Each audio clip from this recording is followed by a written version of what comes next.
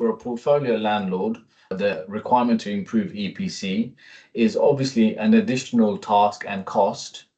However, I would see as a long-term benefit for the property because properties that don't have the high EPCs in the future will be worth less.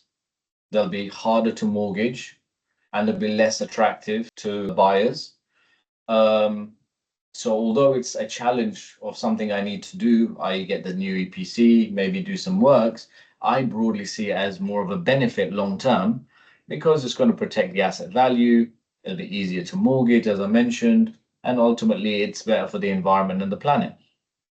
However, from an individual landlord's perspective, it could be the straw that breaks the camel's back. It could be just another thing that they need to concern themselves with.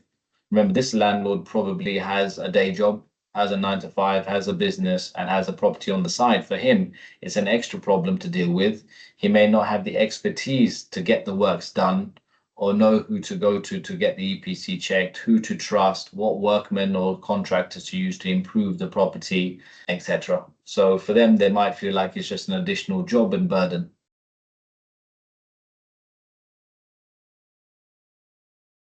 For experienced landlords, although it will be concerning, it will be something I guess they take within their stride. Because, as a landlord, there's been so many changes, tax changes, this change, that change. You kind of, as an experienced portfolio landlord, you adapt to change and you accept that as part and parcel of the industry you're in. Whereas for a novice or an individual landlord, it's going to be a far more scarier thought. So I would suggest that renters reform bill would scare a lot of landlords. Oh my God, I won't be able to get the property back now if I ever want to sell it. It's giving tenants more rights. It's going to make it more difficult, more costly for me to remove a tenant, and therefore makes owning this asset less attractive, less interesting. So from an individual landlord basis, I think it may be both those aspects of EPC change and Renters Reform Act will probably be a driver for them to sell the property. If they don't feel they can manage the works or manage the problems or are fearful of the challenges those changes will create, they may decide time to pack it in, sell these properties and move on. And if a lot of that happens, then you could see one of two things happening. Experienced landlords grabbing all of these properties at cheap price because it will almost be distress when someone's motivated to sell because of a problem on one hand.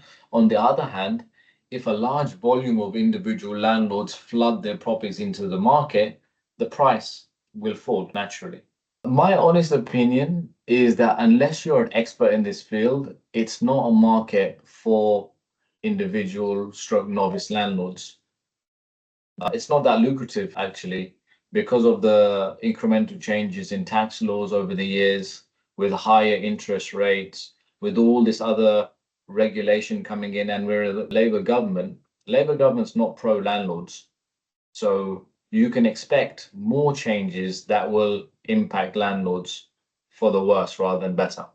So if things are tough now, they're likely to get tougher. So if I look at it from that perspective, if you're an individual landlord, it's time to sell up and move on.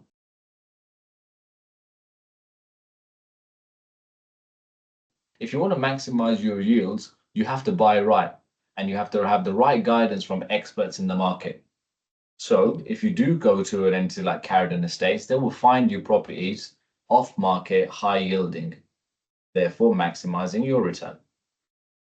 Okay. And if you want to avoid or minimize your voids, you can look to Caridon or other rent guarantee companies that give you a secure stream of income for a fixed period of time.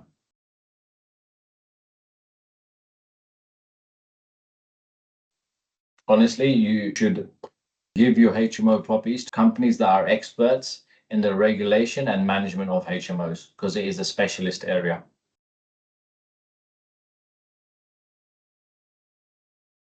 I'm not specifically where, but I would say there's a general movement towards increasing the quality of the accommodation, the fire safety of all the properties, and there has been over the last couple of years and continued focus on damp and mold concerns within HMO properties, because HMOs are obviously, it stands for houses in multiple occupation, and any house in multiple occupation does suffer from higher risk of fire, more damp, more mold, more operationally intense to manage. So my advice would be to onboard a managing agent who is a specialist in the HMO field.